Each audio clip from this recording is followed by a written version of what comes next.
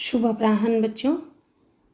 आज हम सभी चिट्ठी का सफ़र पाठ का जो बचा हुआ अभ्यास कार्य है उसे पूरा कर लेंगे, क्योंकि चिट्ठी इस महीने में अगस्त में 3 चैप्टर है, तीनों का काम पूरा करना है, तीनों को कवर करना है। इसलिए ये चिट्ठी के सफ़र पाठ का अंतिम स्लाइड आपको भेज रही हूँ और इसके साथ ही एक पत्र और आवेदन पत्र का भी स्लाइड भेजूंगी, उसको भी आप अच्छे से देख लेंगे। तो शुरू करते हैं बच्चे अभ्यास कार्य। पहला है, चिट्ठी के लिफाफे पर शहर के नाम के बाद क्या लिखा होता है?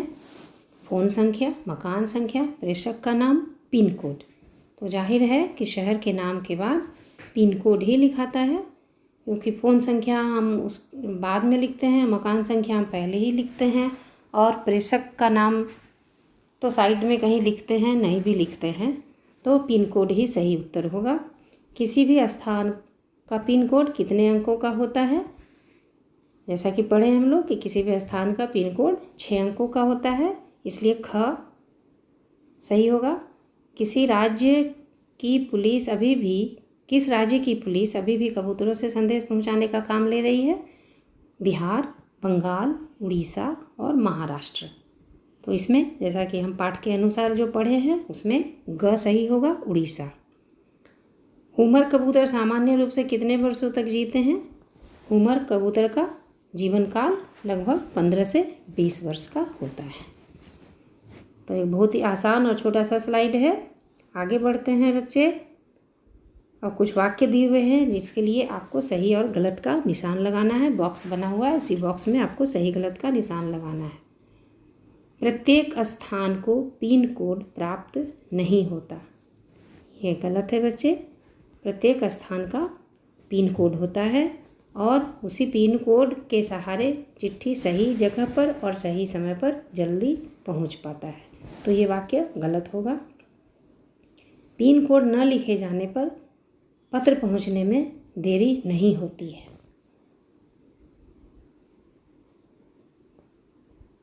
पिन कोड न लिखे जाने पर पत्र पहुंचने में देरी नहीं होती। पिन कोड न लिखे जाने पर, वाक्य पर ध्यान देंगे। पिन कोड लिखा ही इसलिए जाता है कि पत्र जल्दी पहुंचे। तो पिन कोड जब नहीं लिखेंगे तो डाकिया को पता नहीं चलेगा कि ये किस एरिया का पत्र है, तो वो उसको पहुंचाने में देरी होगी। वाक्य में लिखा हुआ है देरी नहीं होती, इसलिए ये भी गलत है। पुराने ज़माने में हरकारे पैदल चलकर चिट्ठियाँ पहुंचाते थे, सही है ये। पिन कोड की शुरुआत 15 अगस्त 1972 को हुई, ये भी सही है। हमारे देश में सभी कस्बों, शहर और गांव के नाम भिन्न हैं, ये गलत है। जैसा कि हम लोग पढ़े हैं कि पिन कोड की आवश्यकता ही इसलिए पड़ी कि हमारे देश में कुछ शहर, कस्बों और गांव के नाम एक ही हैं। जैसे औरंगाबाद महाराष्ट्र में भी है और औरंगाबाद बिहार में भी है। इसी तरह से और भी बहुत से जगह हैं जिनके नाम एक जैसे हैं। तो उसके अनुसार ये वाक्य भी गलत होगा, क्योंकि इसमें अगर रहता कि हमारे देश में कुछ शहर, कस्बों के नाम भिन्न हैं तो ये सही होता। लेकिन इसमें दिया है हमारे देश में सभी कस्बों, शहर और गांव के नाम भिन्न हैं, इसलिए नहीं, कुछ नाम में सिमिलरिटी है। एक नाम का 2 गांव भी है, एक नाम का शहर है या और भी जगह है, इस तरह से बहुत आपको मिलेगा।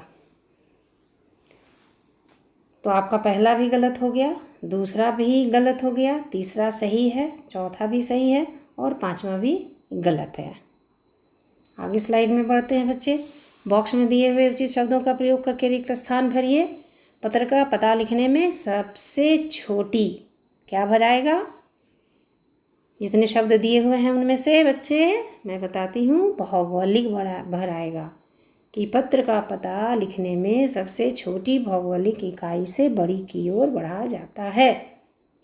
पिन कोड में प्रत्येक अंक का एक खास स्थानीय अर्थ होता है। स्थानीय, देखिए बॉक्स में स्थानीय दिया हुआ है वो आपको भर देना है। कानून व्यवस्था संकट व अन्य मौकों पर डैश के लिए कबूतर बहुत उपयोगी होते हैं। क्या चीज़ के लिए? संदेश के लिए, संदेश पहुंचाने के लिए कबूतर बहुत उपयोगी होते हैं। अगला स्लाइड है बच्चे। जैसा कि मैं पहले भी बताई हूँ आपको कि कुछ शब्दों के नीचे नुक्ता लगता है। नुक्ता लगने के बाद थोड़ा उसको बोलने में जीभ को तालू में सटाया जाता है और थोड़ा उष्म तरीके से, मतलब बोलते समय मुंह से कुछ हल्का सा हवा निकलता है, उस तरीके से हम बोलते हैं। जैसे यहाँ उदाहरण भी आपको दिया हुआ है, जंजीर, सट रहा है जीभ। फ़कीर, मुंह से कुछ हवा निकल रहा है, फ़कीर। फनकार, तेज़ आदि। आवश्यकता अनुसार ज और फ के नीचे बिंदु लगाकर शब्दों को पुनः लिखिए। शब्द आपके सामने दिए हुए हैं, इसको जब हम इसके नीचे नुक्ता लगाएंगे तो ये बोला जाएगा टेलीफोन। टेलीफोन नहीं, टेलीफोन। जहाज, जहाज।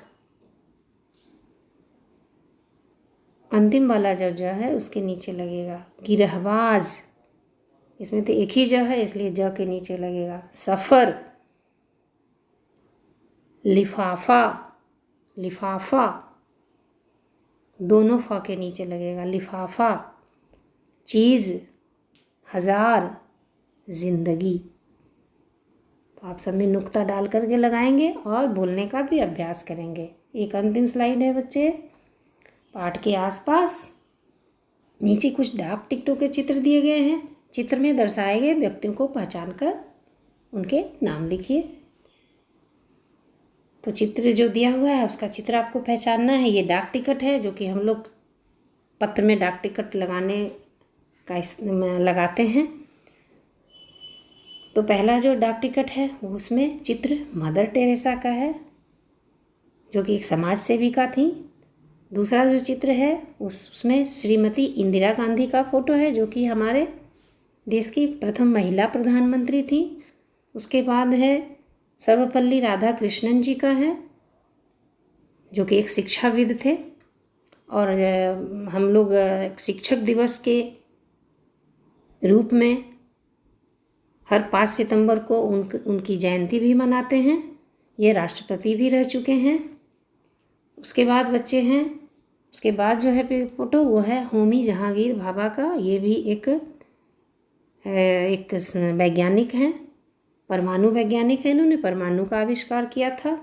उसके बाद नीचे की पंक्ति में सबसे पहला चित्र है महात्मा गांधी का जो कि हम लोग पढ़े हैं पाठ में कि महात्मा गांधी को पत्र लिखने के लिए केवल महात्मा गांधी का नाम ही काफ़ी था क्योंकि वे एक स्वतंत्रता सेनानी थे। उन्होंने देश को अंग्रेज़ों के चंगुल से छुड़ाने के लिए अथक परिश्रम किया। उसके बाद रविंद्रनाथ टैगोर का है जो कि एक महान पोएट हैं, कवि हैं। उसके बाद है लता मंगेशकर जी का स्वर साम्राज्ञी, भारत कोकिला। इनके गाने आज भी सुन कर के लोग बहुत खुश होते हैं और आनंदित होते हैं। और अंतिम फोटो जो है वह है अब्दुल कलाम जी का। ये भी एक वैज्ञानिक थे। तो इस तरह से सारे फ़ोटो का नाम बता दिया गया बच्चे। फ़ोटो बनाने की कोई ये नहीं है कि आप बनाइए ही, मन करे तो बनाइए, नहीं तो नहीं बनाइए। या जब कभी आपके पास खाली समय हो और कुछ करने का मन कर रहा हो तो अपनी ड्राइंग कॉपी में फ़ोटो बना लीजिए इन लोगों की, अगर बनाने का मन हो तो। लेकिन आप इनका नाम लिख देंगे। ऊपर के चारों का नाम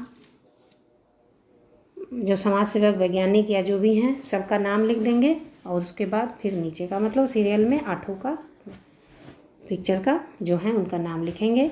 उसके बाद इस प्रश्न में एक और भी है कि साथ ही यह भी लिखिए कि डाक विभाग कैसे लोगों पर डाक टिकट जारी करता है। तो उसका उत्तर मैं लिख दी हूँ क्योंकि हो सकता है कुछ बच्चे को नहीं समझ में आता। तो डाक विभाग समाज सेवक, राजनीतिज्ञ, स्वतंत्रता सेनानी, गायक, लेखक, कवि, वैज्ञानिक आदि महान लोगों पर डाक टिकट जारी करती है। तो इस तरह से बच्चे 5 स्लाइड है, लेकिन सभी स्लाइड बहुत छोटे छोटे हैं, थोड़ा थोड़ा काम है, इसलिए आप आसानी से इसको कर सकते हैं, अच्छा भी लगेगा करने में। और इसके साथ ही जहाँ चाह हमारा पाठ का कार्य पूरा हो गया।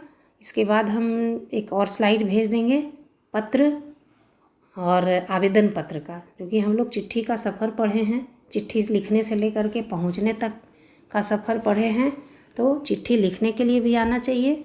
तो चिट्ठी का एक प्रारूप आपको भेज दूंगी, आप उसको देख करके, जब आपको आज तो नहीं कर पाएंगे आप, लेकिन आपको जब शनिवार रविवार को टाइम मिलेगा तो आप उसको लेखन पुस्तिका में लिख देंगे। उसका भी वीडियो भेजेंगे और उसका भी कुछ समझाने के लिए है, वो भी मैं समझा दूंगी। तो धन्यवाद बच्चे, आप ये कार्य अच्छी तरह से पढ़कर अपनी लेखन पुस्तिका में कर लेंगे।